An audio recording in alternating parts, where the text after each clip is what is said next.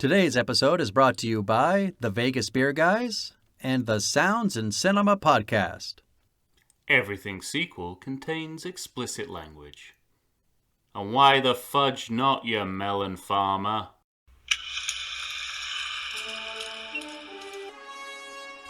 Hello and welcome to the Everything Sequel podcast. This is the Star Trek edition. We're moving on, folks. We're going back in time to Star Trek IV: The Voyage Home. Michael Shantz here of the How Dare You Awards. Joining me in this quest for peace, sorry, I mixed my sequels there, is Tom Stewart of Lonesome Whistle Productions. Say hello, Tom. A double dumbass on you.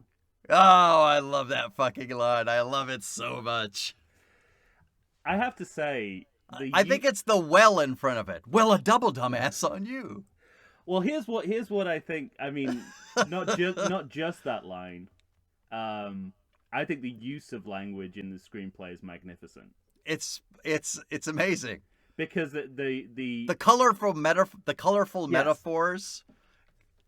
That runner throughout the yes. entire movie is sublime. You're 100% right.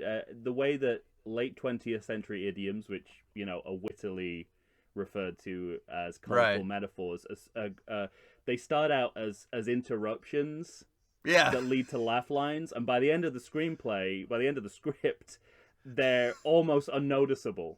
Just wait a damn minute, Captain. One damn minute, Admiral. Yeah. Or Admiral, yeah. I don't want to make too big a thing out of this, but, I watch a lot of modern-day fantasy franchise movies because I have a 5-year-old, right? More than I would care to, I should say. Everything except Harry Potter. You gotta have a limit somewhere. And I've been thinking a lot recently about why I find the screenplays of those movies so unsatisfying. And there was a guest on Star Wars Minute recently who kind of half put it together for me and said that the dialogue, especially when it's related to comedy in the kind of modern franchise era, is sarcastically repeating back what someone just said. Mm-hmm. And I'm like, that's exactly what it is. But it's even more than that. There's this kind of trailing off in the name of the comedy of awkwardness. Yeah. Which works brilliantly in an episode of The Office. But in the hands of the people making these movies, it's completely out of context and feels wrong. And it strikes me, you're actually going out of your way strategically to not write the kind of rich, erudite, interesting dialogue that a movie like Star Trek IV: The Voyage Home does. And it's just kind of, it baffles me because that when you think about it like that, you think it would be so easy to elevate your film by sitting down and writing this kind of dialogue and thinking linguistically about what's going on in your screenplay. Like, of course, here it doesn't. It's not. I don't know. It's not as hard as it might seem to me. Well, but it gets hard in the next movie because yes, everything gets harder in the next movie. Of course, we're talking about Star Trek IV: The Voyage Home today, but up next is Star Trek V: The Final Frontier, and that's a movie where Shatner is constantly trying to wedge comedy. Yes, into places where it doesn't belong. Yeah. Yes, yeah. Absolutely. And that's what works so great about this movie is that, I mean, I kind of think you were speaking to this, but I mean, it just feels seamless, Tom. Seamless, it feels it's layered into the screenplay. It's layered into the writing in a way that is so clever. Mm-hmm. And it's so satisfying. I mean, it really, it kind of makes the whole movie. I think there's two reasons why the comedy always works in this film. It's because it's always authentic to the characters. Yeah. And it only ever sharpens the story. It never dulls it. Never dulls it, right. I challenge you to find a moment of comedy in this movie that does not speak to either one of those designs. Right. And as you're kind of alluding to, almost the opposite is true with Star Trek V: The Wrong Yes, Frontier. I know. All right, well, yeah. ladies and gentlemen, we are talking Star Trek IV: The Voyage Home, a 1986 movie, once again directed by Leonard Nimoy. Look, I think we talked about this in the last episode, Tom, but Yeah. of course he directed Star Trek III, so we have that. We have Three Men and a Baby, Funny About Love. And it's funny that, like, the two names that appear the most in these sequels are Nicholas Meyer and Leonard Nimoy. Yes. And with both of them, we're seeing direction that seems to at least indicate that we're dealing with pros, like people who understand how to make a movie. Yeah. And yet their filmographies are kind of small. Yeah, I mean, in relation to this film, I guess if there's a kind of if there's a third element of why the comedy works so well, it's the split second timing of the direction and the editing, which of course Leonard Nimoy is chiefly responsible for. Although I mean, it's harder to see.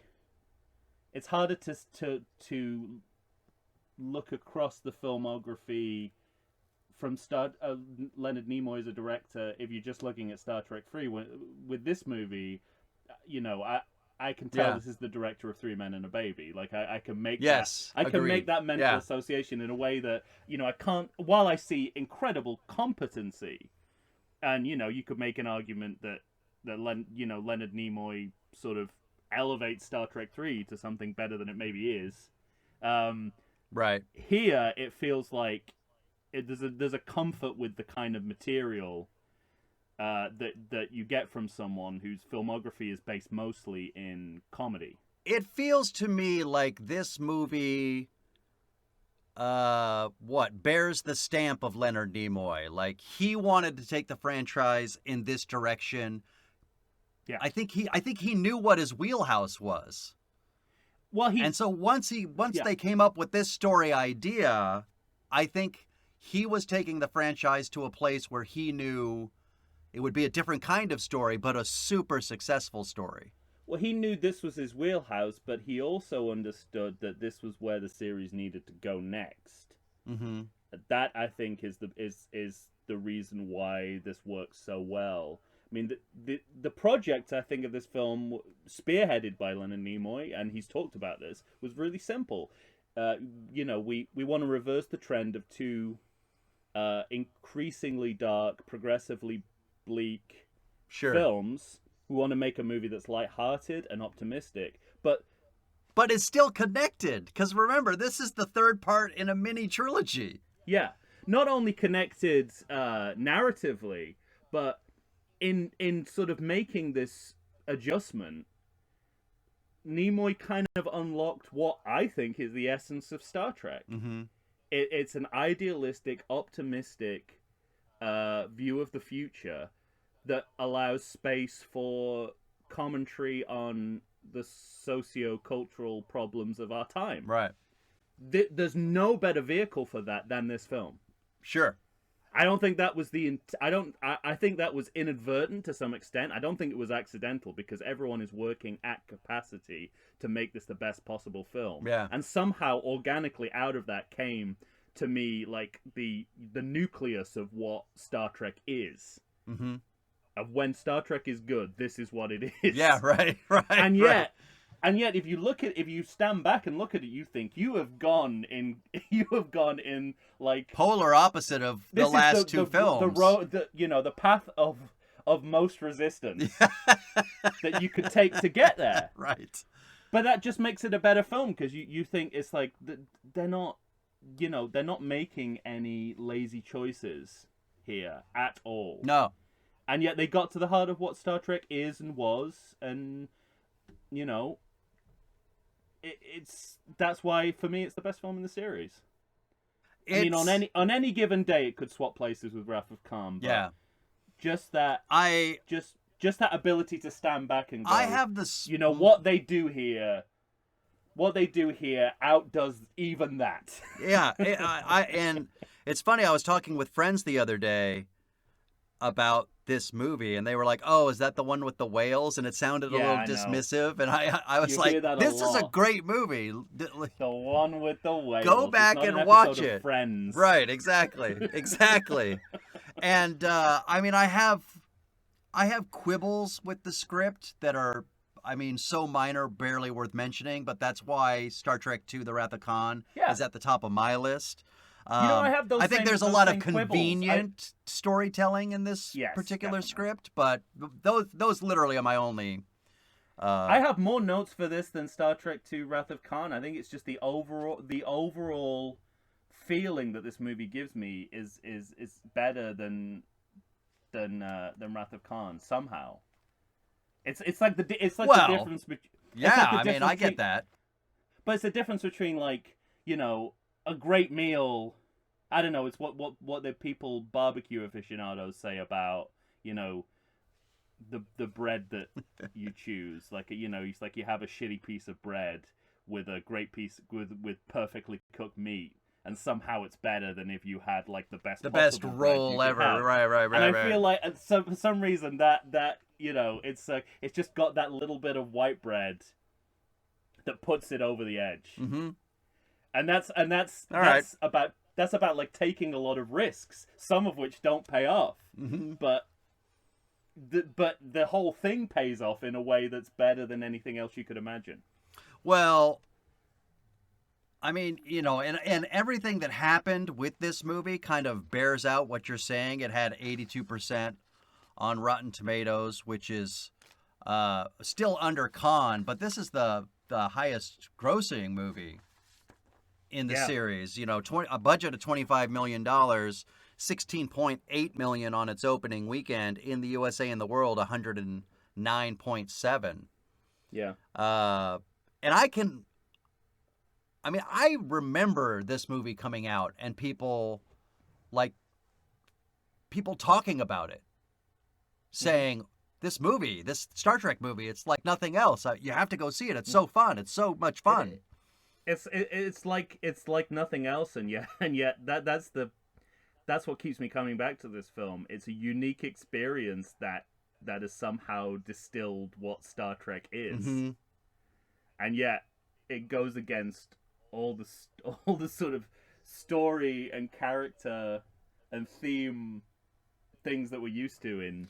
Right. I mean, the funny thing about the movie is that it at the outset, you see with the probe and all of that, and it's making the weird sounds and it's causing all kinds of problems, and that feels like an episode story. It feels like something that could be wrapped up in a half hour. That's not worthy, maybe, of a major motion picture, and yet this movie makes it work.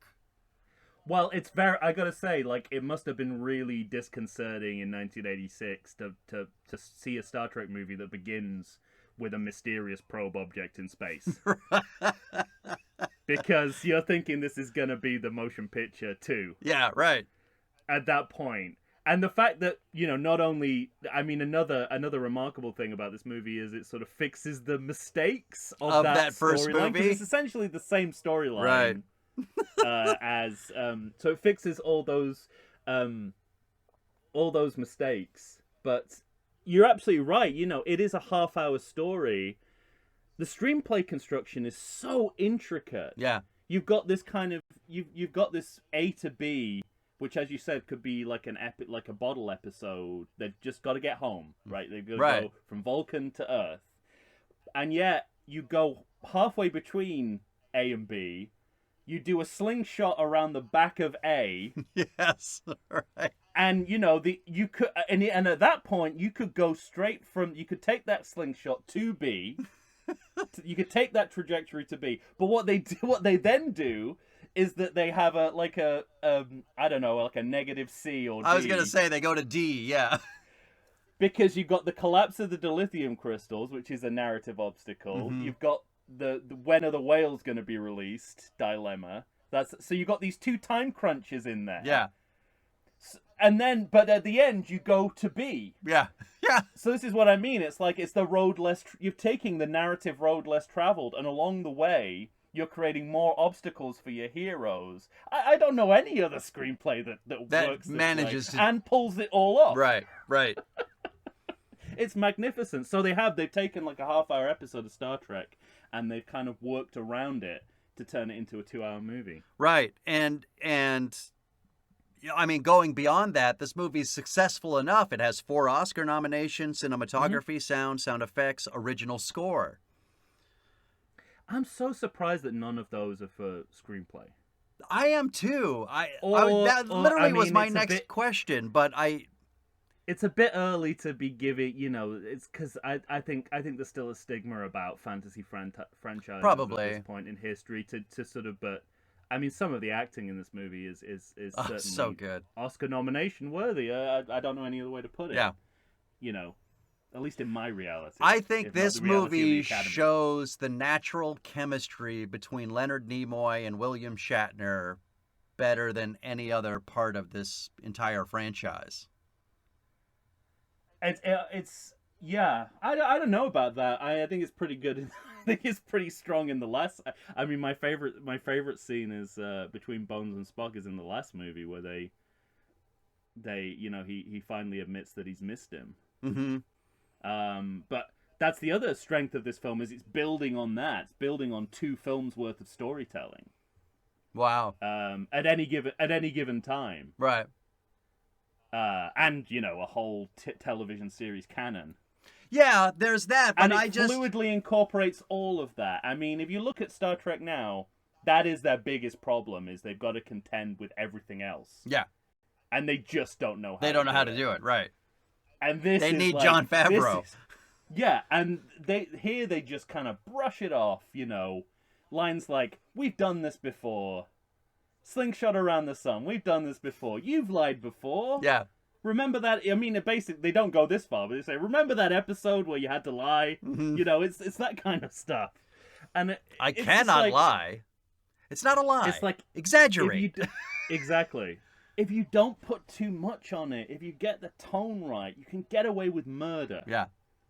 I mean, in this film, they reinvent the entire medical history of the 23rd century in one scene. And at the end of the scene, you go, you know what? It's worth it. It's that funny and that good. I'm really glad they did this. Right. Let the next generation people figure out a workaround. So what's funny about that is because of that, it's almost the only reason it works, because otherwise you're just having Chekhov in the hospital because you want like a Keystone Cops moment. Completely. It feels weak. You know what I mean? It feels like one of those screenplay things where you said, well, you want to get this movie to an hour 47 or 53 or whatever the time is. Yeah. Instead of it being an hour and 38 or what, you know what I mean? So we have to add this complication. But when you add that thing with the medical perspective of the 23rd century, yeah, I think you're right. Suddenly it becomes worth it to me. Yeah. Yeah. Absolutely. And it gives Bones something actually medical to do. Right. Which, again, is thinking on a level that a lot of the, for most of these films, Bones is just there. Yeah, right. In this film, he's actually allowed to be a doctor. Mm-hmm. Again, it's the part of Star Trek. And it's funny because since this movie came out, one of the moments I always remembered was him giving those pills to the old woman in the hospital who needed dialysis. And part of that I never forgot it. Part of it is because it works well conceptually, even though it canonically it fucks things up. Because right. in the original series, they still need like organ transplants. Mm-hmm. You see, people die from lack of blood and that sort of stuff. So to go from that to a pill that can grow a kidney is quite something. But it works conceptually. As you're saying, it gives gravity to that scene. It gives a dramatic backbone to that scene. Mm-hmm. But also, again, it's that split-second comedic direction. Right, exactly. And I'm gonna air out an old favorite. The most important person in the comedy movie is the director. Right. That scene doesn't work if it doesn't have those split-second directing, editing decisions. Well, and your favorite thing is that he just stands out of the way. Yeah. He lets the actors do it. Right, but and he knows exactly when it knows exactly when that old lady is wheeled into frame and then wheeled out of frame. Yes, right. And if you do it a moment sooner or later, the joke doesn't land. Mm-hmm. That's the level we're working at. You're literally just catching her passing by when she's cured. Every single like one-liner or comedy moment scene in this movie has to have that sweet spot, and they all do. Mm-hmm. There's not one moment that doesn't. Yeah, no, I agree. I mean, actually, I think maybe in the final scene of the movie, but we'll get there. All right. Well, it looks like Shatner's already started filming 5. I know. In the final scene of the film. I when I first rewatched this, we'll start with the opening credits. I had forgotten about the Challenger dedication. Yes. I've heard that so many times from so many different people. Really? And I think it is, it's just impressive, right? You're impressed by the sentiment. Mm-hmm.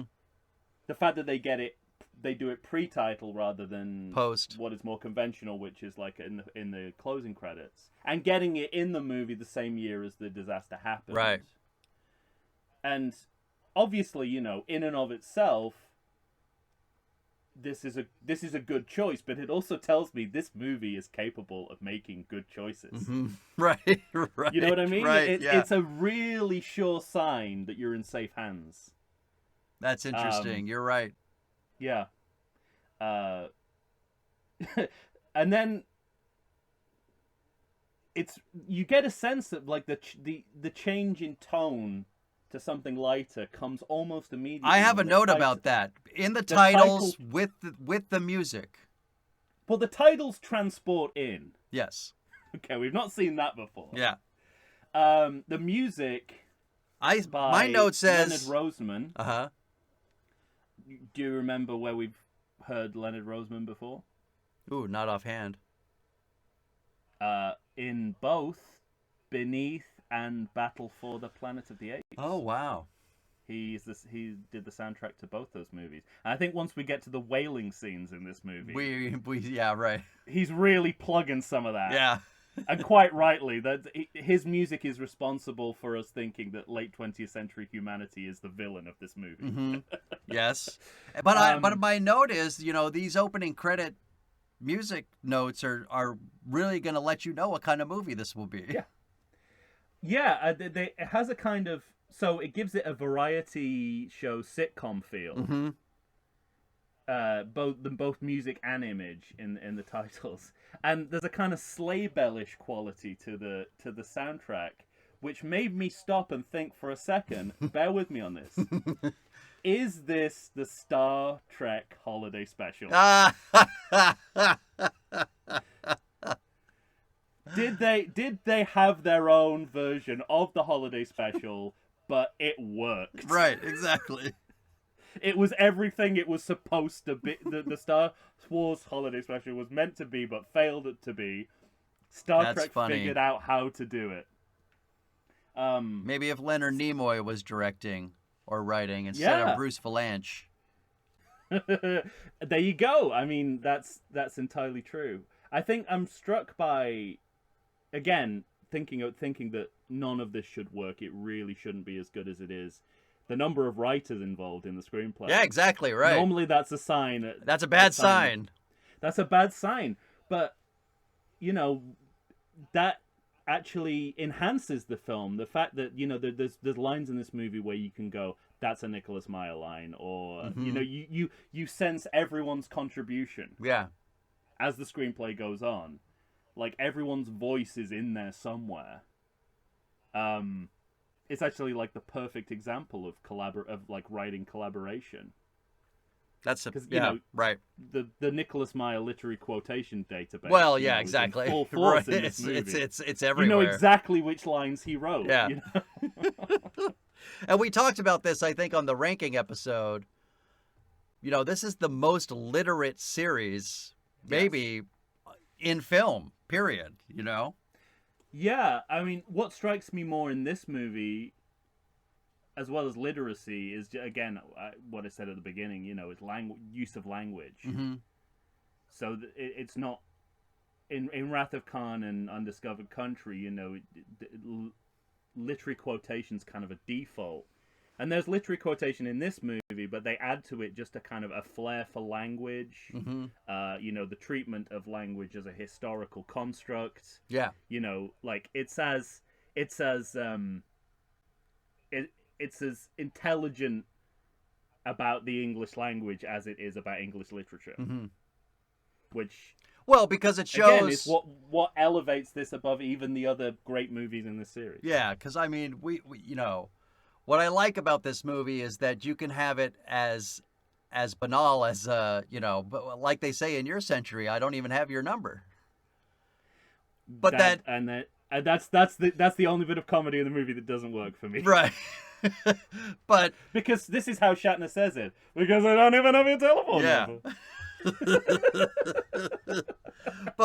but my overall point was it can go from that, which I was going to say too is like sort of the low point, but up through the number of authors that we're draining knowledge from or referencing. Yeah. Where even H. Lawrence. Yeah, I mean it just goes on and on. Hamlet. It never stops.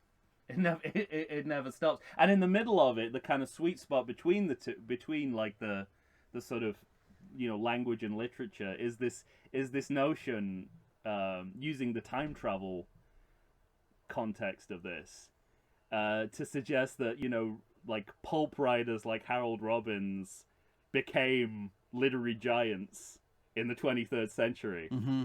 Like the best moment, arguably the best moment in the film, is when Captain Kirk mentions Harold Robbins, and Spock immediately responds, "Oh yeah, the giants." And it's just like,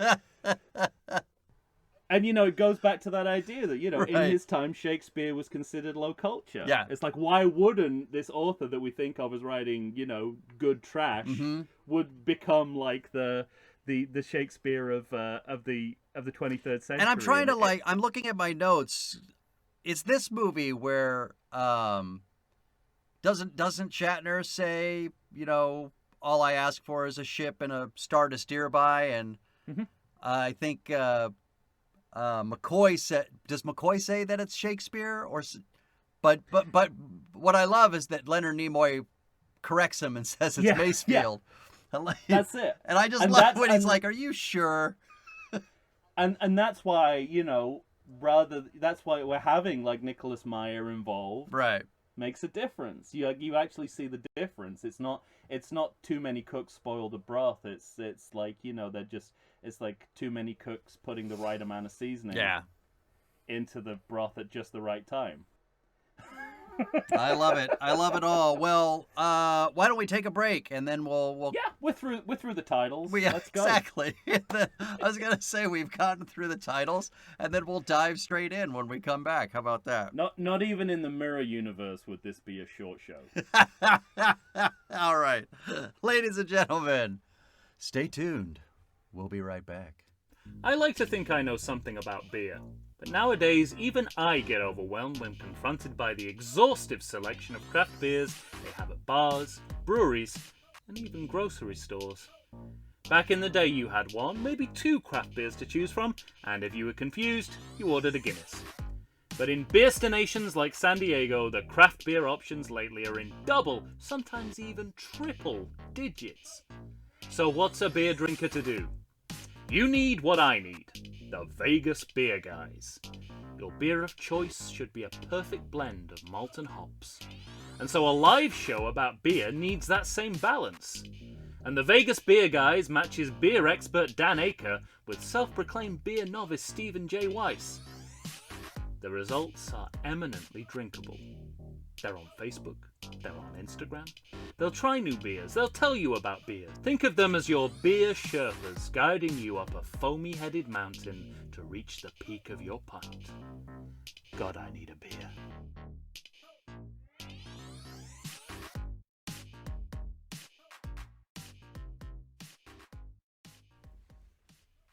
And we're back, ladies and gentlemen. Tom and I are here discussing barely starting to discuss Star Trek IV: The Voyage Home, directed by Leonard Nimoy. Let's start at the beginning. Let's start at the beginning of we're about at the beginning of the movie, so let's start talking At the beginning of this movie, our crew is on planet Vulcan, but somehow, for some reason, there's still a trial going on without their presence. Well, this is the thing. I mean, this is one of those convenient moments for me, you know? Well, yeah, but it can be explained because the preliminary hearing, That's combines, true. It is a preliminary. Well, no, I mean, I'm not making excuses, but it's basically combining two of Star Trek's favorite things. Sitting around in Star Trek watching Star Trek and putting Kirk on trial. The choices they make where they're showing the Enterprise blow up. Yes. And I think, what camera's recording that? Other than the camera that recorded for the movie. But that's it. It goes back to, you know, the in the original series, the menagerie, when they're sitting watching the unaired pilot of The Cage. It's that's the lineage that's being plugged here. Also, the multiple episodes and movies in which Kirk is on trial. Yes, they love that shit. Yeah, they do. They love it so much he doesn't even have to be there for them to give him a trial, as you said. Well, I mean, one of the last lines is, "There shall be no peace so long as Captain Kirk lives." I mean, that cracks me up. Here's a question for you: do you think they knew how perfectly they were setting up the sixth movie with that line? Oh, I don't think so. I put nothing past them, but I mean, it could not be more perfect. But yeah, you're right. That ambassador walked straight out of that scene and into the beginning of the undiscovered country. Yes, exactly. But I mean, the other obvious purpose of it is, you know, is the serial sequel. We're trying to find a means by which we can organically recap what happened in the last film, who lived, who died. Yeah. This is a way of doing it that doesn't seem clunky. It also reminds you, this really is a serial, right? Captain Kirk is not going to get off with a slap on the wrist. Right. It's 9 violations of Starfleet regulations. Yeah. There is no resetting in this trilogy. Right.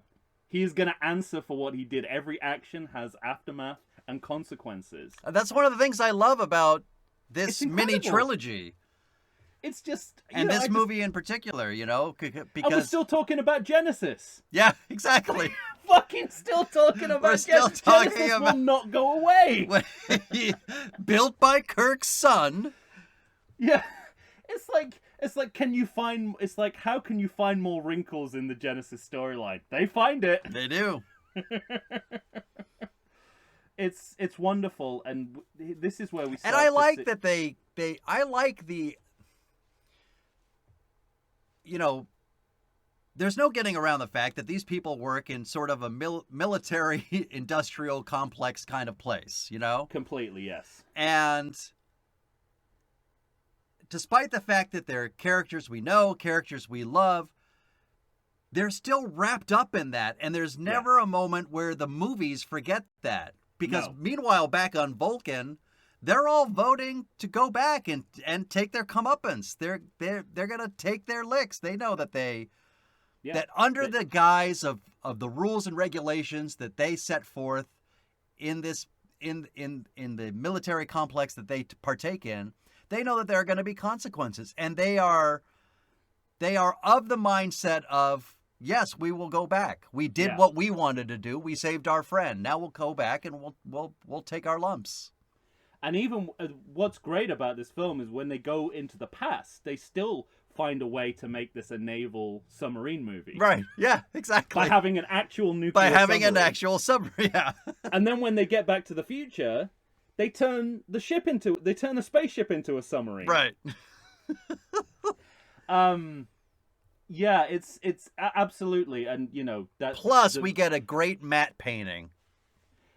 It's the most matte painting I have ever seen. I know. And I'll have more to say about that in the credit check. Really warmed my heart.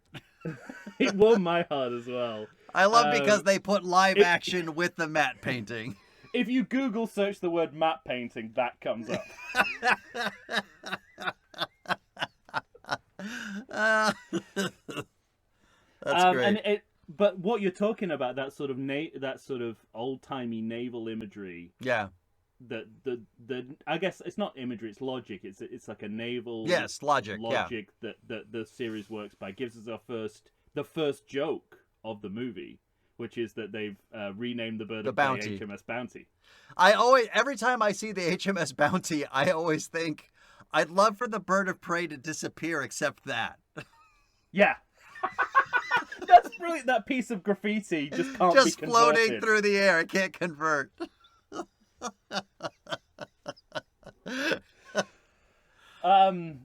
Yes, but it's really interesting to me that, like, this film, like all the great movie comedies, if you actually think about great, from, I guess they still understood this in the 80s. We don't have them now. We had them all the way through classical Hollywood cinema. You actually watch like the greatest film comedies of all time. They don't put that comedy up front. Mm-hmm. They build the dramatic backbone of the story itself. Yeah, you sure. Get like you think It Happened One. I'm talking about films like It Happened One Night. Mm-hmm. Some Like It Hot. Yeah. They sort of build the dramatic backbone, and then they gradually they fold in the comedy gradually, and it builds and builds throughout. And that's why those movies are also considered great movies, not just great comedy movies, I think. Sure. But you have it exactly the same here. Like, the beginning of this film is dramatic. It turns into a comedy, and that is as much a sign to me of a great comedy movie as anything. And obviously Leonard Nimoy is smart enough, and the screenwriters are smart enough to know that is the way to go. Mm-hmm. That is the way to build comedy. Don't cold closh them. Yeah. Don't cold closh the audience with it. That's how you do it. The other thing that really impresses me about these opening sequences, besides them being like dramatic rather than comedic in nature, is that it feels like Star Trek's really putting his money where his mouth is in terms of diversity in these opening scenes. Mm-hmm. Like, we have an African-American admiral and captain. Who's going to come back in 2 movies to be a villain, but... Yeah, so let me talk about the good before we go into that. Okay, so we've got, one of them is a woman. Yeah. We got Michael Berryman representing, differently bodied actors. Sure. We've got VJ from Octopussy, representing people of the Indian subcontinent. It's like diversity in world and out of world as well. There's a cross-species diversity to Starfleet that we've never seen before. Mm-hmm. Right down to the planet of the Joan Rivers Spaceball robot people. We've never been back to that planet. But okay, fair enough. All are represented here. But you're absolutely right. Because it's Star Trek, it always comes at a cost. Yeah. And you've got Brock Peters, who, let's not forget, is Tom Robinson from To Kill a Mockingbird. Yeah. Being remodeled as a villain in Star Trek 6. And despite that, I like, what I do like about it is the continuity. The continuity is great, except when you find out how it actually came about. But we'll talk about that then. All right. It wasn't as deliberate as you think. Okay. And then the female captain. Yes. But the thing is, both those actors were then recast in later Star Trek TV series as the relatives of, respectively, Geordi and Captain Sisko. Oh. So you get anything progressive in Star Trek, you get at a price. All the black people are related. Is a regression.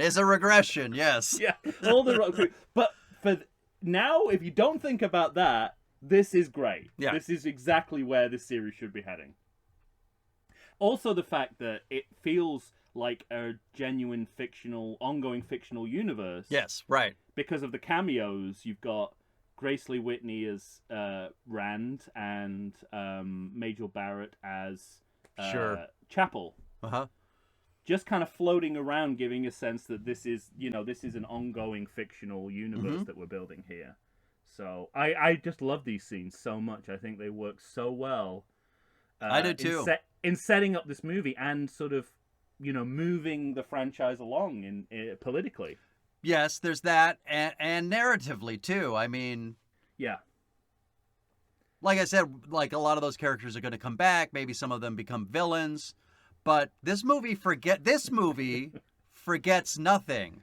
No. This movie could have easily just had a throwaway line that said Savik went back home, or Savik did something, Savik left. So, literally, you could do the Poochie, Savik went back to her planet. Yes, exactly. Except she's on her planet. That's the problem. Yeah. So just lift the animation cell. Yeah. But this movie takes the time for Kirk to say goodbye. This is the end.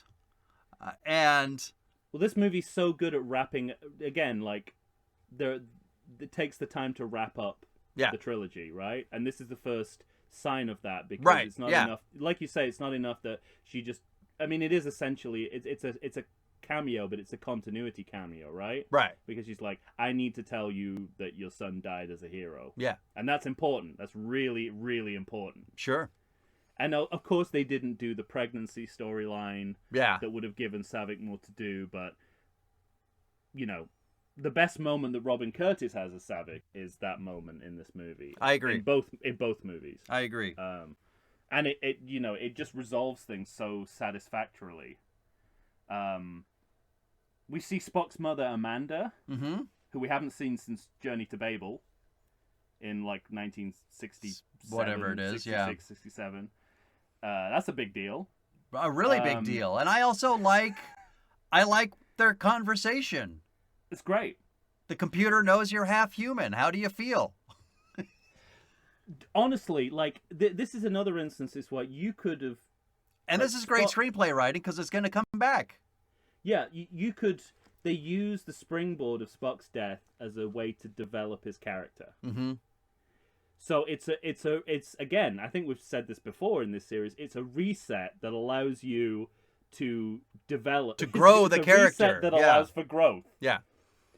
And they could have they could have forgotten about it. They could have maybe they could have just started this movie at not zero, but you know what I mean. In terms of it just could have been a reset. It could have been Spock's back, but he's not. But he's not.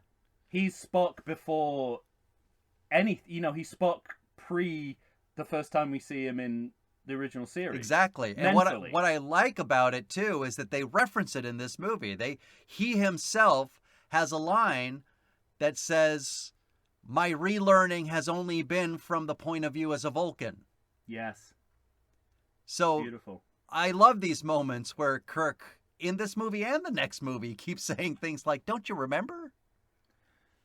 Also, I'm so impressed that they managed to create it's 1986 and they create a computer with graphics that have not dated. Mm-hmm. They just went, what is the Vulcan aesthetic? We'll build a computer around that. Yeah, it doesn't look like a mid-80s computer. Yeah. I just think it's magnificent. It's also, I mean, again, I'm trying to think of the perspective of someone who's never seen this and is seeing this in 1986. This section on Vulcan, you're getting the sense that they're gonna be in the bird of prey for the whole movie. There will be no Enterprise in this film. Right, yeah. And I don't think people that would have expected that at all. I think the easier solution would have been to sort of, the easier solution comes at the end of the movie without any, in a big jump of logic kind of way, but okay. I'll put that aside. But it's like, I don't know, in the back of your mind you're probably thinking, oh, well, Starfleet will have built a new Enterprise and they'll send it to pick these guys up. It's like the idea of them not flying around in the Enterprise is just you go to any you do any workaround in your headcanon. But that's another brilliant part of the screenplay because they got to be cloaked. They have to be unseen. Yeah. So that's what makes it work. But they're flying around in an enemy ship. Yes, exactly. But they have lines that count for that. Yes, absolutely. Yeah. When Chekhov is saying, I've done this because I don't want to get blown away on our way back to Earth. And of course you have also in the back of your mind as someone who's never seen that, you've got the dramatic tension of, will Spock ever be the same? Will he ever be able to relate to this crew in the same way? Mm-hmm. Will he ever have the same Well, a relationship lot of that manifests that he through McCoy. That's yeah. I mean, it's all great. It is all great. It just develops their relationship, but Star Trek 3 shows their relationship growing, and now it's facing an emotional impasse. Yeah. So it's great serial storytelling, great soap opera. Yeah. Oh, Meanwhile, the probe is fucking shit up on Earth. I've got to bring us down for a second. Okay. Because listeners will probably not necessarily have clocked that we had a little bit of a break in recording these episodes. And since we last recorded, we have lost both Nichelle Nichols, Lieutenant Uhura, and David Warner, who is in 2 of these films. And of course, Uhura is in the original series and all of these films. I have breaking news as well. Oh, shit. That literally just popped up on my phone, but it is not Star Trek related. Okay. I don't want to hear it. Okay. They'll know by the time they're listening to this, but this is directly relevant. But because my next note is an Uhura note, and I just wanted to acknowledge that because A little shout out because one of the kind of racial stereotypes that Uhura in the original series was never able to shed was this idea that she was a space telephone operator, right? Mm-hmm. When she is modifying the sound of the probe, she turns into Gene Hackman from The Conversation. Yes, I know. And you are left in no doubt that she is way more than, Mabel on the switchboard. Right? Of course. And I just love that moment because it without putting too much on it and advancing the plot, the character grows. Yeah, and what I like too is that without it, I mean, it's one of those things too where it seems, nobody except the people of the Enterprise thought about this. Yeah. But you can make that logical leap because it's Spock who says only a fool would think that there's only human intelligence, which leads them to animals, which leads them to whales, which leads to Kirk saying, why don't you change for density and salinity and this and that, which she could do because she's great at her job. And exactly. You know what I mean? But that's the thing. It's like redefining her role in a way that is less caught up with those racial stereotypes of manual labor. Mm-hmm. I was so impressed by either Nimoy or his assistant, either or, who does a fantastic job adjusting the focus in the conversation between the central trio. Mm-hmm. Because your choice is you go shot, reverse shot, or you keep it as a long take. Right. And you gently adjust focus to wherever the actor who's speaking is. Yeah. And I just think, you talk about pros, that's a professional move. That's going, we don't need to cut this scene into pieces. Right. Let them act. I'll just move the camera. I'll just refocus I'll do my camera thing where I need to. Yeah. I mean, it's not about comedy, but it's the same logic of direction, I think. Yeah, absolutely. But speaking of comedy, this is like the comedy starting. We see it's like a runway. Yeah. It's starting to ramp up. Right. It says we're gonna pick up some humpbacks, and Scotty responds, "Humpback people," which is that's one of my next notes. It's not just a funny line; it's also a really it's a really thoughtful line because why would we be talking about? Why would he know anything about humpback whales? And this is the double sequel part where they're like, we're going to do time travel. We've done it before. Slingshot around the sun. They're actually quoting an episode called "Tomorrow Is Yesterday" from the original series, where they make the same analogy. And I just love how it's sort of like, well, it's in canon. Is basically what they're saying to each other, but it doesn't feel like that. They're not making a big thing out of it. Yeah. It's like, we can do this. We better do it because the Earth's about to blow up. I think a lot of sequels make that make the mistake that this movie doesn't reference it. Don't over-explain it. And it's only because they need it, right? Narratively. Yeah, that right. They're doing it. And they're just, it's like they've gone through their CD collection and they've gone, oh yeah, I've got that album. That's all it is, right? Right. I suppose we have to talk about Time Warp. We're gonna have to. This is. So what do you think of this? What do you think of this sequence? This is the art house cinema moment of the movie. It is both. You're right. It's both the art house cinema of the movie and also the most special effects blockbuster moment of the movie simultaneously. They spent all of that budget on this. But it makes historical sense, right? 1986, Industrial Light and Magic. They're like what, 5 years away from T2. Mm-hmm. They're road testing this technology. Right. They're like, does it? Because it doesn't. What this time is, travel to what me. this is when somebody comes to them in 5 years and says, "I want you to do this," yes, and put it on screen. This is the computer model makeup of what they're showing the director they think they can do. It's really funny. On Star Trek: The Next Conversation with Matt Meyer and Andy Secunda. Shout out. Well, it's one of the best podcasts out there. Star Trek or otherwise.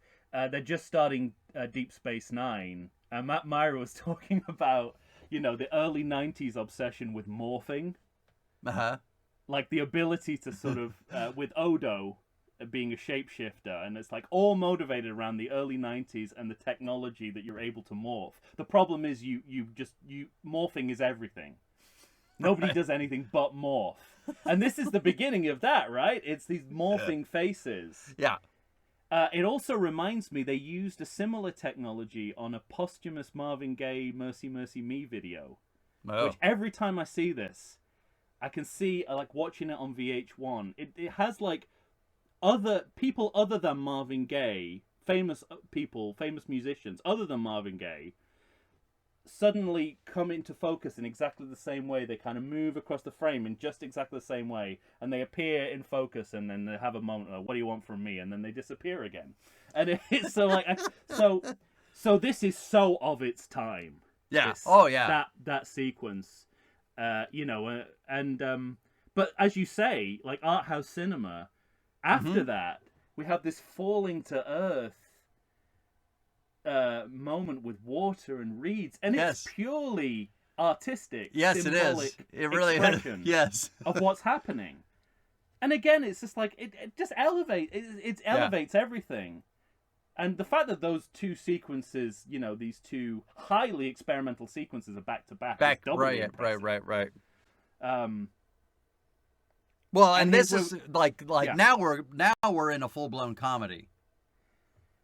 The Garbage Men, I presume you're talking about. Well, we have the Garbage Men. We have the vaudeville Garbage Men. Yeah, and the line that stuck out most to about me. His wife. The line that stuck out most to me from when I first saw a preview for this movie in 1986 was, "Everyone remember where we parked?" Yeah. That was the selling point of this movie. That line. This is the thing, a good comedy has to know when to seize on the opportunity for a great one-liner and never miss it. Yeah, right. That doesn't mean your film has to be packed wall to wall with one-liners. Different. It's a different discipline. Those Garbage Men, not only is it like an early reference to the Terminator, it's also like, they're in their own little vaudeville style skit. Yeah, they're in their own thing. It feels, it starts feeling like an episode of Perfect Strangers. Yeah, but that's it. This movie has that sitcom dimension. Yeah, right. Once we get into the, we meet more people from the late 20th century. We see more of that. But they're also, they're doing the most. It's Star Trek, so you do the most intelligent version of a time travel story, which is you use time travel as social satire. Yeah. You Mark Twain it. And immediately they're like, now, 20th century was a primitive and paranoid culture. Right. Very soon they're going to say, with regard to nuclear power, how did these people ever get out of the 20th century? Yes, exactly. I mean, and Kirk's going to say, oh my God, they're still using money. Without laying it on too thick, they keep, everything, the way that they get what they want, the way that they achieve their goals is by exploiting the greed and materialism of the people around them. Right.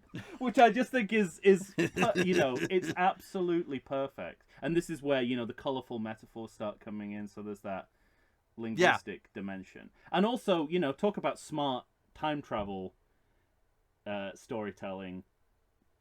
Kirk selling the glasses that Bones gave him in Wrath of Khan, That's really knowing good. full well they will be recycled as the present in the future. So I mean that hits all the notes that we're talking about. It's a callback to the second movie. Well, and it's paradoxical storytelling. It's beautiful. It's a beautiful moment. And what I love too is that I love that Spock references it. He says, "Weren't those a gift from Dr. McCoy?" And he says, "Yes, and they will be again." That's the beauty. They will be again. That's the beauty of it. And speaking of, and that's also this is also your line. This is when we get a double dumbass, on you. So good. And they combine different kinds of comedic scenarios. There's a general fish out of water comedy. That's for all of them across the board. That's for all of them. But between Kirk and Spock, there's the comedy of character difference, right? The fact that they're both handling the situation and pretending to be from the 20th century differently. Yeah. So we get comedy. Out of that as well. We also get genuine improv comedy. When Chekhov is standing on a street corner. I was going to ask if that's the moment you're talking about, when the woman comes up. Yeah. Yeah. And you sound like you know the story behind this. I do indeed.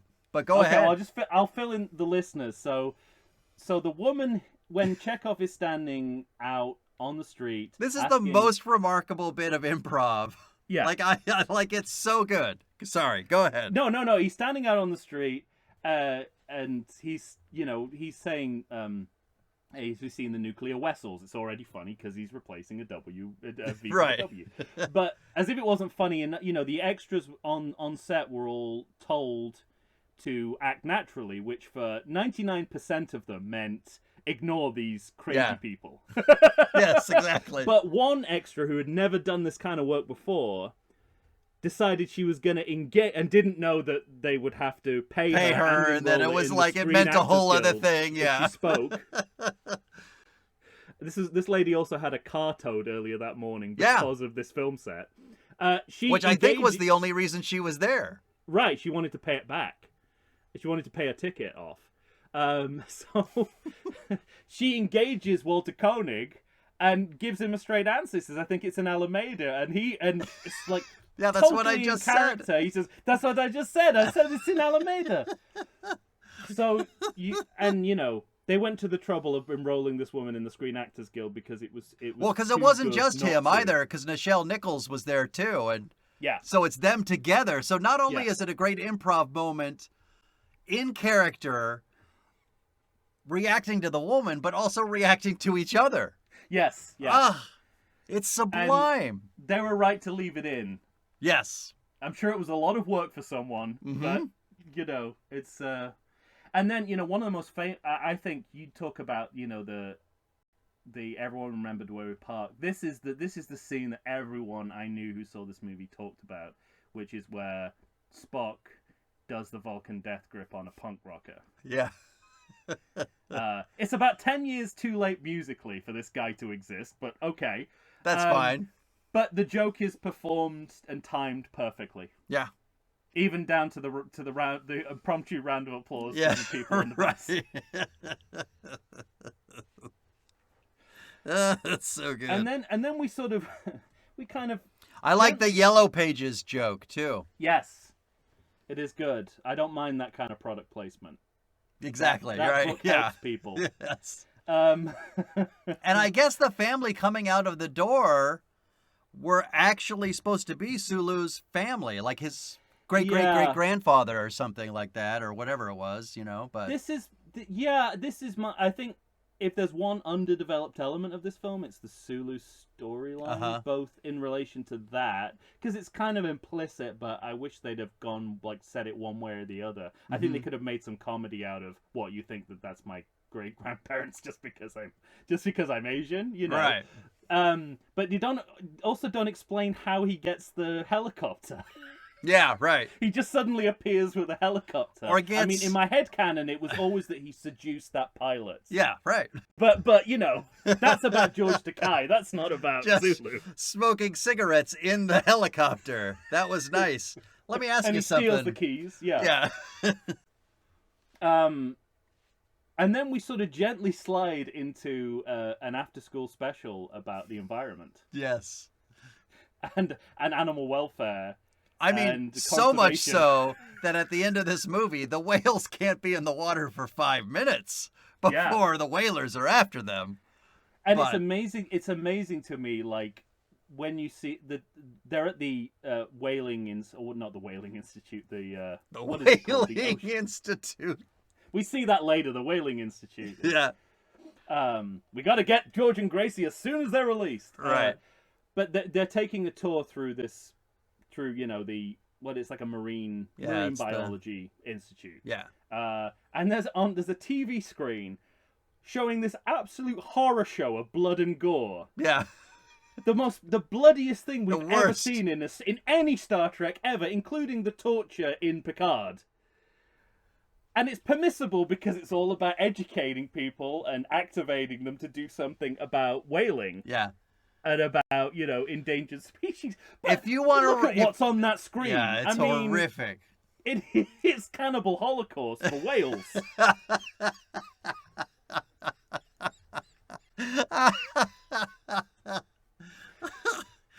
Well, and it's funny because it's, you know, on your phone when somebody drops a pin to show you where you are? Yeah. This movie drops a pin to remind us of how much whaling was on our minds in 1986. Yes. You know what I mean? Absolutely, yeah.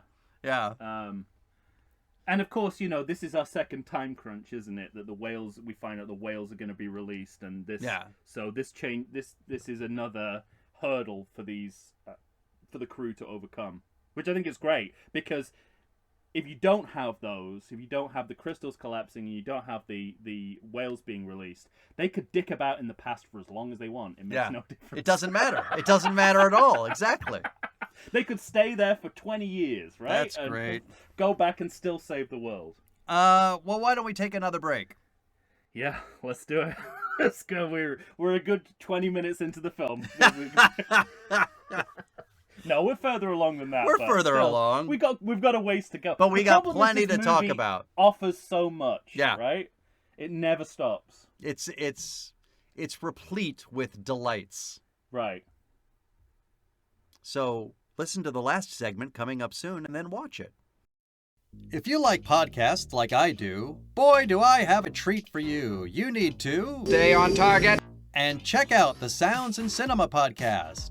Listen as your host, sound designer and music creator Tony Parham, and co-host, musical performer and sound lover Derek Hansen, D-Rock if you're nasty, and I am, discuss all things sound related to film, television, stage, and theatrical productions.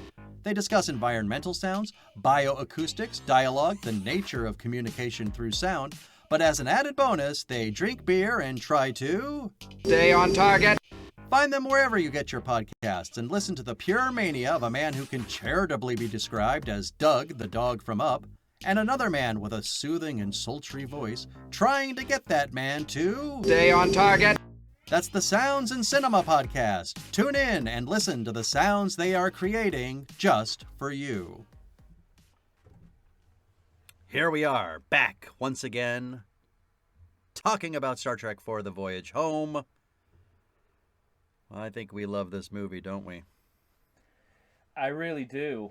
I just think it's a remarkable achievement. We're coming up on like some of my favorite stuff in the movie. So Spock and Kirk are at the Oceanographic Institute or whatever it is. The Whaling Institute. Whaling Institute. And I think I mentioned this in our You really shouldn't be working there. I know, yeah. I mentioned this in our ranking episode. You know, sometimes you see an actor do something when you're an actor, and you see an actor do something, and you're like, and your first thought is, "Man, I wish I could do it that good." Yeah. And Shatner has one of those moments for me, and it's when Leonard Nimoy goes down to talk to the whales, and he's doing the mind meld, and the look, just the sheer look on Shatner's face. It's all physical comedy. It is. But again, hand to the forehead, hand to the mouth, the absolute honesty with which it appears he is seeing this for the first time. It's like comedic gold to me. I love it so much. But it's authentic to who they are as characters and how they handle situations differently. That's like you're absolutely right. It's performed perfectly, but it's only funny in the first place because of who those two people are, who we know them to be.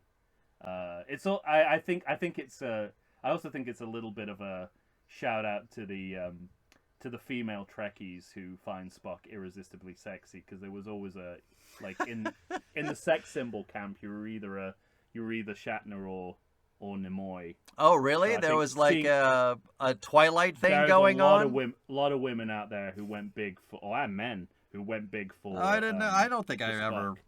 I think that was not on my radar. I think that's why he's in his underwear. Yeah. I really do. Well, I just wouldn't.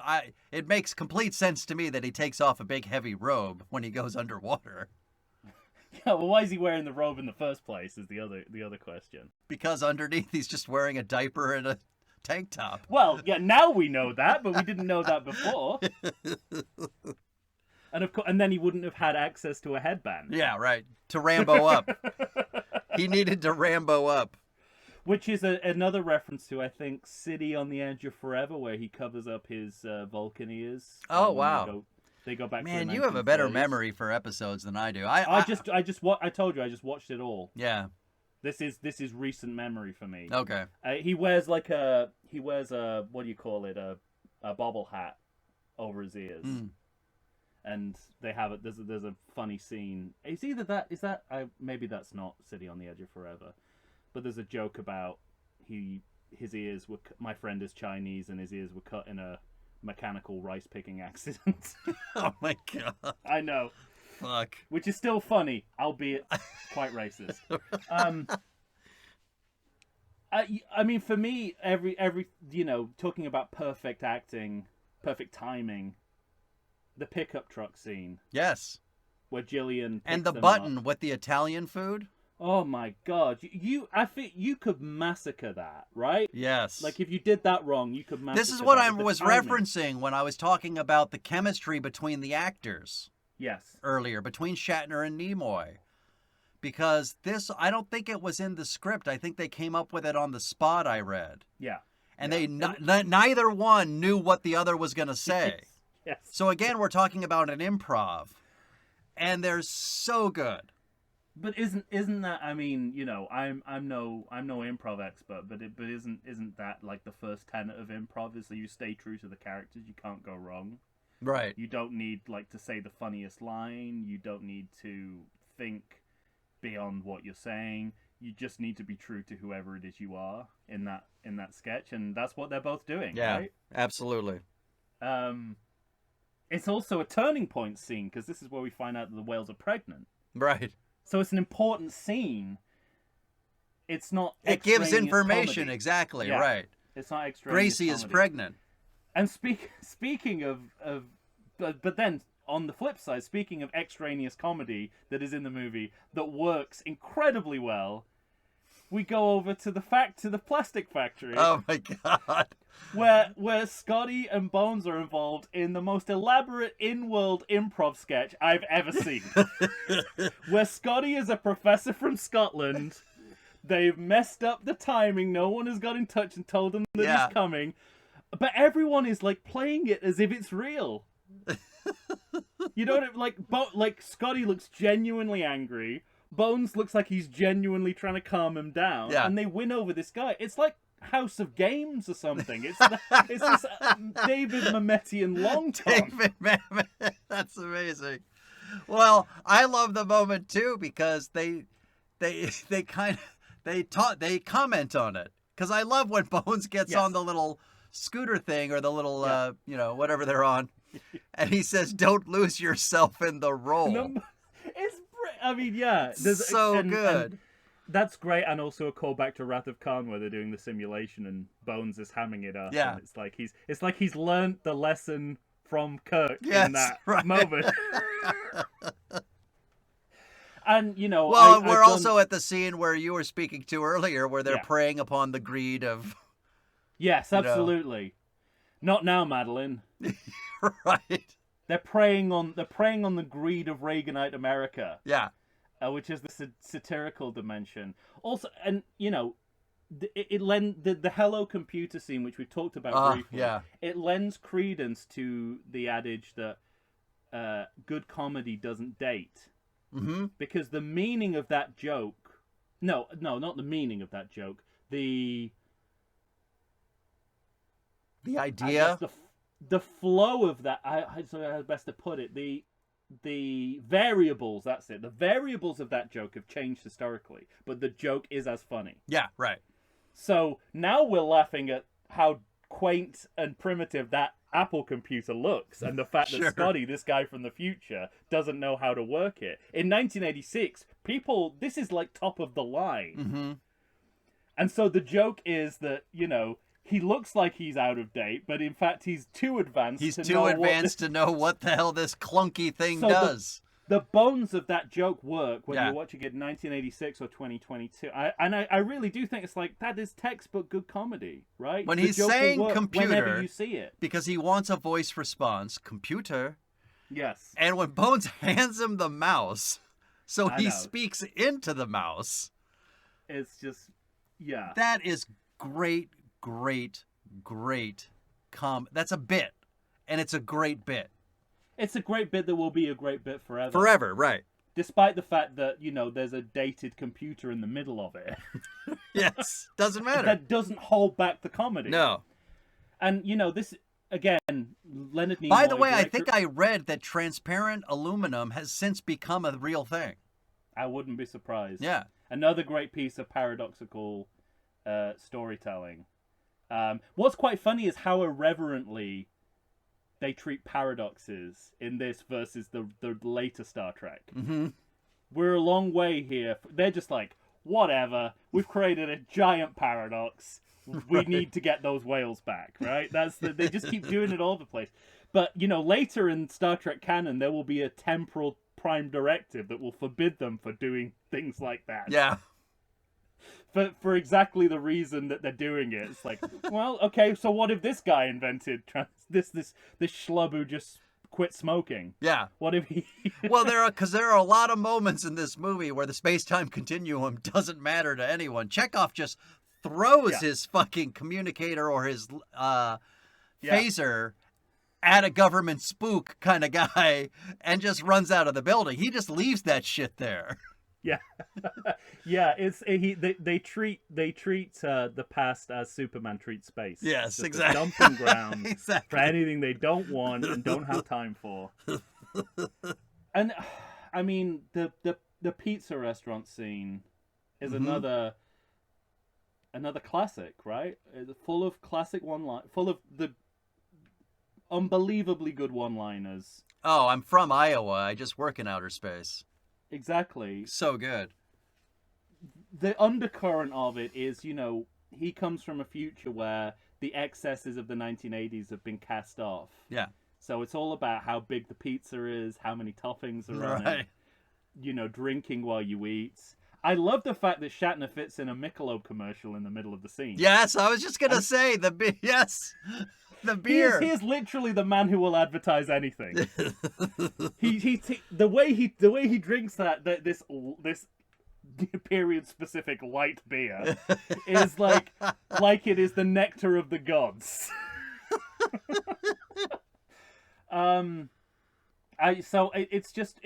It's perfect. It's great. It's great storytelling. Lines that are less perfect. Of course, he's a Rusky, but he must be a retard or something. Yeah. Don't need it now. That doesn't age well. Yeah. But it's like it's literally I think maybe the only unfortunate experience you have while watching the movie is that one line. Yeah, once you're through that, you're like, phew. Now I can enjoy myself. We've had the R word. Okay, yeah, I can go on. I can live in peace. And meanwhile, as if this film wasn't sort of firing on all cylinders, we're continuing the storyline about testing Spock's humanity. Like, is he gonna grow into his human side? Mm-hmm. Because he's faced with the dilemma: is do we leave a man behind, even though it's the illogical thing to do? Right? You know, it's sort of like Bonds basically says, "Haven't you got any goddamn feelings about that?" Interesting that McCoy's dialogue is full of kind of colourful metaphors, right? Not affected by period. No, yeah, right. He had those before he arrived. I think it's a testament. Of course, Chekhov is captured and injured. He's the whipping boy of the series. Nothing surprising about that. No, yeah, right. But I just like you see at this point that their mission is to keep things light, because it's an armed foot chase on a nuclear submarine that ends in a fatal head injury, and the music is yeah, exactly. There's you feel like Nimoy's behind the camera going, "Keep it light, guys, keep it light. We don't want another David's death or Enterprise blowing up on our hands." Yeah. Colbert does that on his show. Light it up, just come on. Yeah, that's and then Sulu appears with the helicopter, and we've got to do a wiper gag because he can't be trusted with manual because he's Asian. And we get a call back to the same racist gag in the next film. We're back in the hospital. Bones finally has something. So yeah, he's got his moment. As if this screenplay wasn't tailored to the strengths of the cast. But it's very, it doesn't disappoint. This is as broad as the movie gets, where it's like Keystone Cops. Yeah. They're on gurneys. They're being chased. They're pushing people over. Guys on crutches or canes are falling into chairs. Grandmas. You never feel like the movie doesn't have a grip on that absurdity. No, yeah, absolutely. You referenced the new kidney. Yes. Grandma passing into frame and I just love that you just hear two lines from two doctors. Yeah. Who aren't even in frame, like their faces aren't in frame. Yeah, they're exactly. You know what I mean? Yeah, marveling at how I don't know it just happened, or whatever the line is like. And her scans are clear about this, right? Yeah, You've exactly. forgotten about this as a viewer. But there's a line in here that tells me that this movie understands how ridiculous this scene is. Is when Captain Kirk says, "Doctor, such unprofessional behavior. Into that little room, please." Right. It's like, we know what we're doing. We know that, like you said, we're doing Keystone Cops here, right? Mm-hmm. And the punchline is perfect. At that point, I love the fact that this movie wants to puncture the yuppie culture in all its manifestations. So when the bird of prey takes off, it knocks over some joggers. Yeah, right. It's like we don't need. It's like we've already punctured Reagan's America. We don't need to literally floor some yuppies. Yeah. I would be very much surprised if that shot of the ship flying through the clouds didn't eventually become the Quantum Leap titles.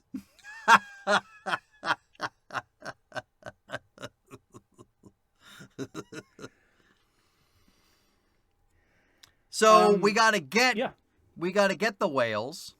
Well, the timeline on the whales has changed. Yes, because I love the fact we started off by saying, people say it's the one about whales. I don't think I've said the word whales more in my life than I have in the last hour. Right.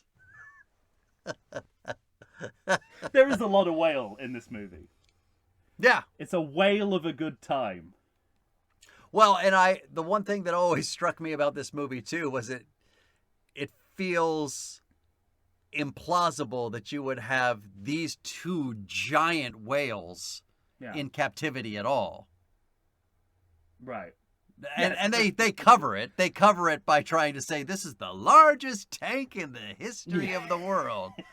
But there ain't no tank that would do anything but kill these two whales. Yeah. But I forgive the movie all of it because it's conscious of that and is saying, they have to go. They got to go. It's part of the storyline. It's part of the storyline, and it sort of reminds me a lot of the ludicrous storylines of screwball comedies. Uh-huh. I think that's the lineage of this. You break down Bringing Up Baby. There's two identical leopards running amok. In a chase for a lost dinosaur bone the dog is buried. It's nonsense. Yeah, right. And I feel like that's what we're tapping into here. There's two whales from the past that need to go to the future for some reason. For some reason. But I mean, then we get into full Moby Dick territory where I referenced it earlier. A Klingon bird of prey, not even the Enterprise, takes on a whaling ship. And this is another another callback to the naval history of the series, but it's like they appear to have gone back in time even further to the 19th century. Mm-hmm. These fucking whalers are straight out of Herman Melville. Yeah, right. They don't look like, it doesn't look like a modern, those look like 1986 whalers. That's great. And I think Star Trek always had this educational activist mold. Uh-huh. They say mankind was destroying his own future. Yeah.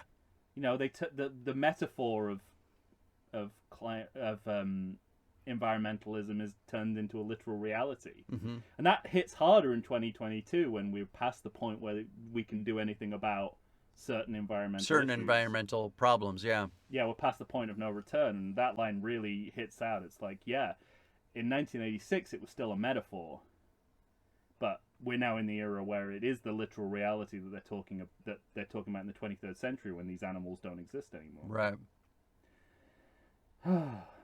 No, I got you.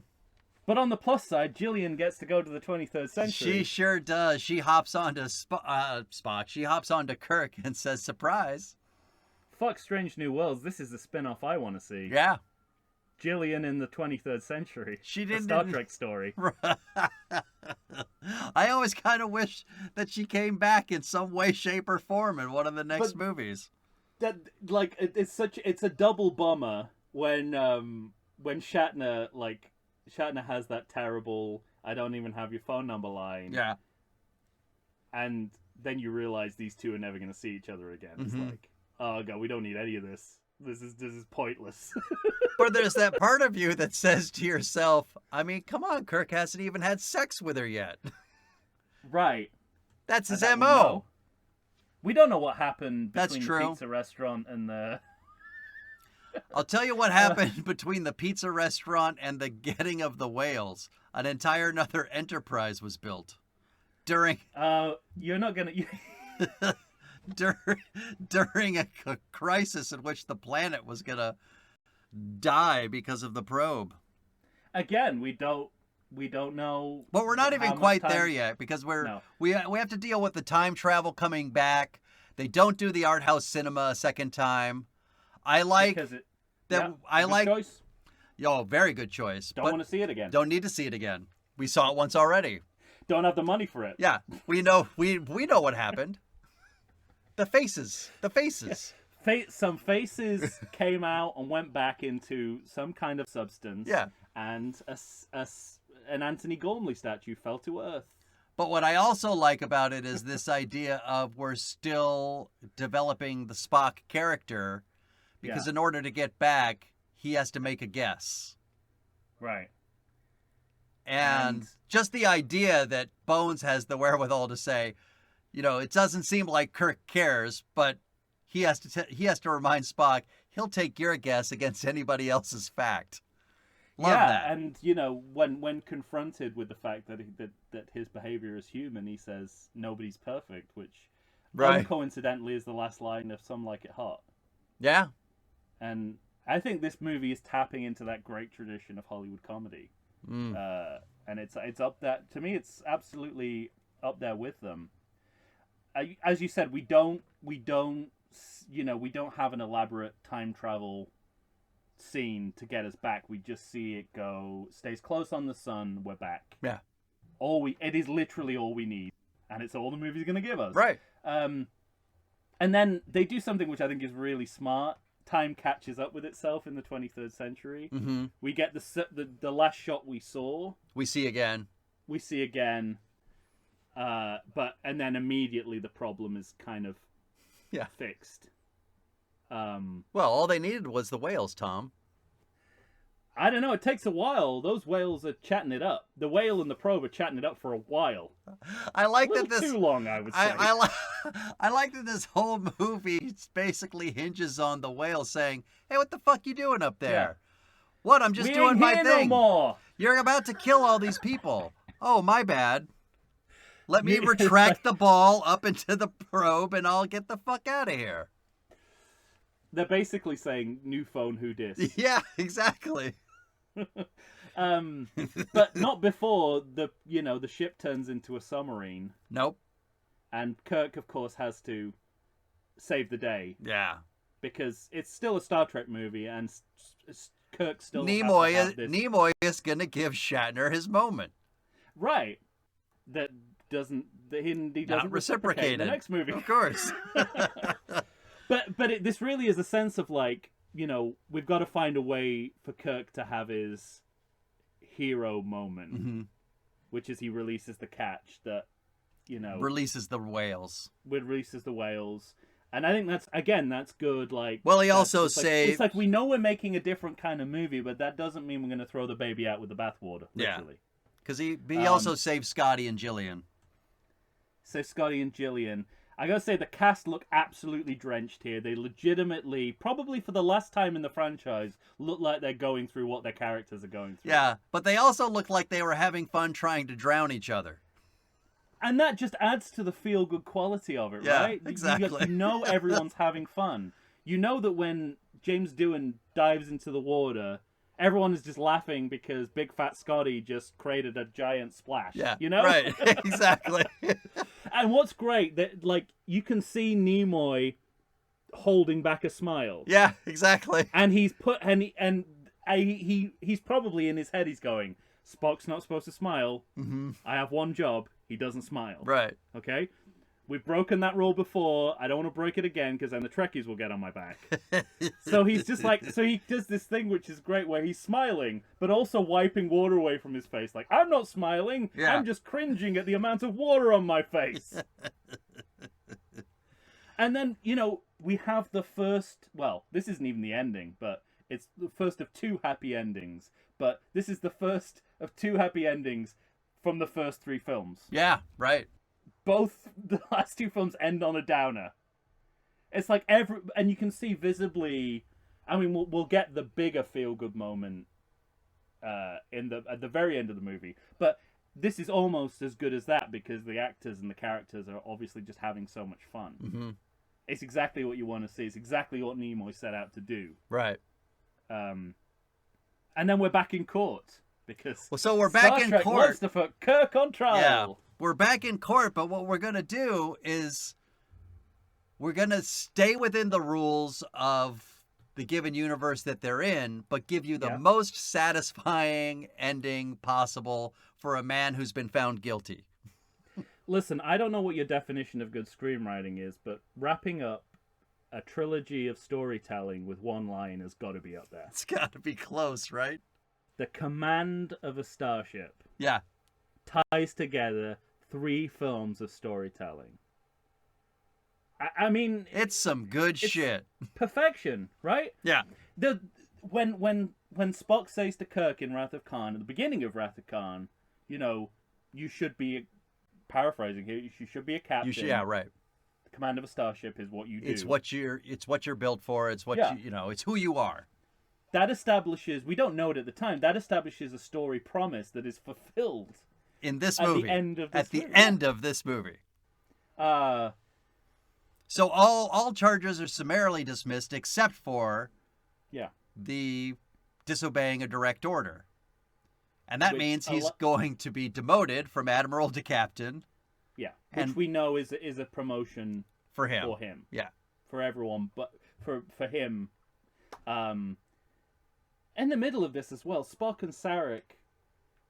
Yeah. We have a reunion of two major legacy characters in a scene that, in its own way, in its own kind of repressed Vulcan way, moves forward their relationship so significantly from what we've seen. 'Cause, Well, I and mean, it builds on what we saw with his mother. Because he says, builds on what- tell my yeah. mother I feel fine.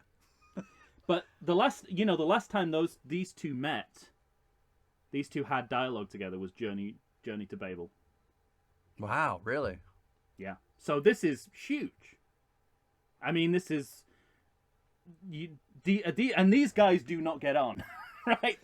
These guys, this is like a strained relationship. So that's like a big deal. We'll learn more about that in the next movie. Oh, and we'll never stop learning about it either.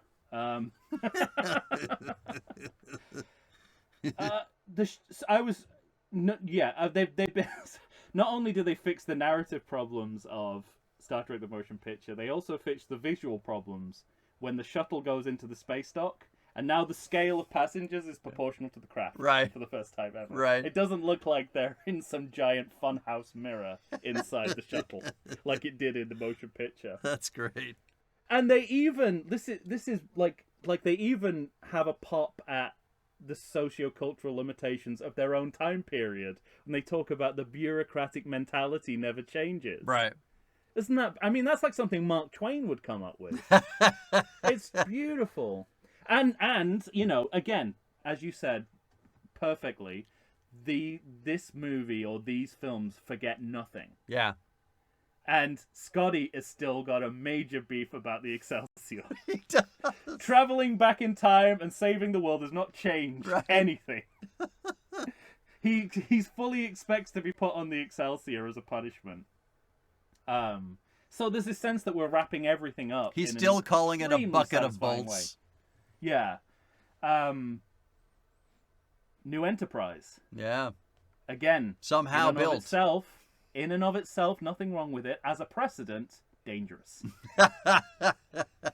We're setting a dangerous precedent of replacement enterprises. Yeah. But this works for me. I mean, Of course it works. Yeah. I mean, doesn't. It does. there's no you're way right. it could be built, but who gives a shit? It's too satisfying for you to ever give a shit. It's possibly a too big a oversight in a film which is Unless, about like, time travel. Yeah. But- So unless there's like a 2 to 5 year span between when Kirk is talking to Catherine Hicks and when they're being assigned a new ship, it doesn't make sense. But there's no way you care. No, and again, it's like it goes back to what I was saying about both the past two movies. You know, the motion picture was so much just it's like you're supposed to see something in space dock that is just there. Like nothing is happening at space dock. You're supposed to be impressed by just seeing it. Yeah. But each of these films has given us some narrative event that's happening in space dock. Yeah. That grabs our attention and actually allows us to see the splendor of it, but is actually working towards the story and is of some dramatic interest. Of course. And so this is a huge deal. The first New Enterprise, first of, I don't know, 6 or 7. But but let's just, for the moment it's just like, wow. Yeah. It's not a refit. And it does There's feel a special. brand Yeah. New Enterprise, and the first thing they do in the next film is ruin it. But let's not talk about that because we're ending on a high. I'm at the credits. I don't know if you have anything. No, yeah, I was just about to say, what credit checks do you have for us? Stills from the film. I was over the well, credits. actually, yeah, I was gonna say that my last note is photos of what we just saw must have talked to Stallone. Well, more than that, Is it Rocky 5 that? Yeah. So the final shot of the credits is also the final shot of the movie seen again. So like Right. Rocky 5, we've seen the entire movie all over again in the credits. But this also, this is also reminiscent of how sitcoms work, right? This is like, it feels like a TV sitcom way of exiting the installment. San Diego connection here, which I don't know if you know about. Talk to me. A bit part in this movie played by the artistic director of North Coast Repertory Theatre, David Ellenstein. Oh, wow. Which is up in Solana Beach, which Yeah. is in our neck of the woods. And his father, Robert Ellenstein, plays the president of Starfleet. Oh, nice. Also, might also remember him from North by Northwest, but he's one of the doctors in the elevator. So, sped up B-roll of the operations room, not to my liking. I don't think we need to go back into live action. Here's where the matte painting comes back again. My first thought when I saw the Bird of Prey matte painting was, that looks like a Ralph McQuarrie concept art. Because it is! Oh, really? Ralph McQuarrie is listed as visual consultant. That is totally his matte painting. That's funny. That is because the first thing I thought was the Star Wars concept art that Ralph McQuarrie did. The acknowledgement section could simply read, going back to your earlier point, the military-industrial complex. Yeah, right. Which is kind of ironic given the post-military I saw that. ideology of Star Trek. Right. It's like, this movie is impossible without the military. That's all. That's basically all I had. Again, a non-funny, entirely trivia-based note. Michael Okuda and Nancy Nimoy involved in the effects and creature work. So, just reminding us, Star Trek is this very... it's a big franchise, but it's a very close-knit family. Yeah. Same few directors, same few special effects people. So that's all I have. That's. And they get it either right or they get it not so right. I would say so. This is interesting. I don't think the effects go backwards in this movie, but I think they plateau a little bit. But that's the emphasis of this movie is not. It's not on effects, so no. You have your showstopper sequence, which is the morphing faces. Yeah. And the kind of they're pegging all their effects work on that. But the rest of it is kind of it's just pedestrian, Yeah. It's not. If you project it on a big screen, it doesn't look great, but it also doesn't look like it does in the next movie when they. I was just gonna say. When they cut ILM out of the picture and let one guy do it all. And gave him half the time he thought he was going to have to do all the effects. But I would say I think 3 was a more of an impressive leap in effects than this one.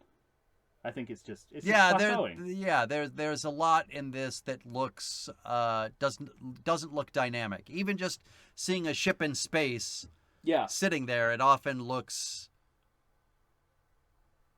not real. Just sort of, it kind of just sits there. Yeah, and conversely, I'd say this movie is outstanding from a sound editing perspective. So many of the nominated. The gags, so many of the gags land just because of the sound editing is right. Yeah, right.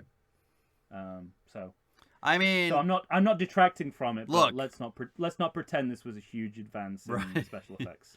But for those listening at home, this is Tom's top. This is top of his list. This is my second, and a close second to Wrath of Khan. If you think of this movie as the one with the whales, we're telling you, go back and give it another shot, because this is, as you've stated several times, this is comedy at sort of its highest level. It's so good. And I would remind people that Star Trek and time travel doesn't always work. there's a mix has a mixed record, because once we again, it's like the blowing up Enterprises. Once we start, we can't stop. Mm-hmm. And it has a very mixed record throughout the remaining canon. So this is an example of that storyline working at its height. And the nadir of this is Star Trek Picard season 2, which Still haven't seen it yet. Which I hate to say this, but also features Kirk Thatcher as a punk on a bus playing punk rock No. music. Yes. But two different time travel. It's so funny you say that, because I story. took note of his name this time when I was watching the credits. And he works behind the scenes as well. He is a member of the crew. I think he is the sound editor, actually. Oh my god, that's amazing. He definitely works on sound. All right. Any two more different appropriations of yeah. storytelling you could not find, but they're ostensibly the same story. Anything left for you? No, that's it. All right, friend. Well, ladies and gentlemen, that's it for Star Trek IV: The Voyage Home. Up next, I guess we're going to try to convince you that The Final Frontier might not be quite as bad as you think or remember. So stay tuned for that. That's the next episode coming up. For Tom... That's a better subtitle. Yeah, it Star is. Trek V, it's not quite as bad as you think. remember. For Tom Stewart of Lonesome Whistle Productions, Michael Shantz here of the How Dare You Awards. As I said, you'll hear us next time. We'll be talking Star Trek V, The Final Frontier. Say goodbye, Tom. The doctor gave me a pill and I grew a new kidney. The doctor gave me a pill and I grew a new kidney. That lady had one job. And she did it. She did that job. Yeah. She did that job to... She did it perfectly. Well, not quite death, to life. I half expected her to say, "Where's the beef?" All right, ladies and gentlemen. I would have loved if she was paid, with a new kidney. The actress. She was like, I wonder when that paycheck's getting here, because I got bills to pay. As Ding it dong, happens, and there's a cooler at the door. Yeah, I have a bad kidney, so if you'd like to pay me in kidney, I would really appreciate it. All right. If that woman in the nuclear vessel scene was an improv accident, maybe this was just a woman who a kidney patient. It's so good that DeForest Kelly mistook for an extra. So good, ladies and gentlemen. Watch Also, Star Trek IV: The Voyage Home again. I gotta say, I just want to give not that I need to give extra credit, but I want to give credit to DeForest Kelly for going out to that woman in the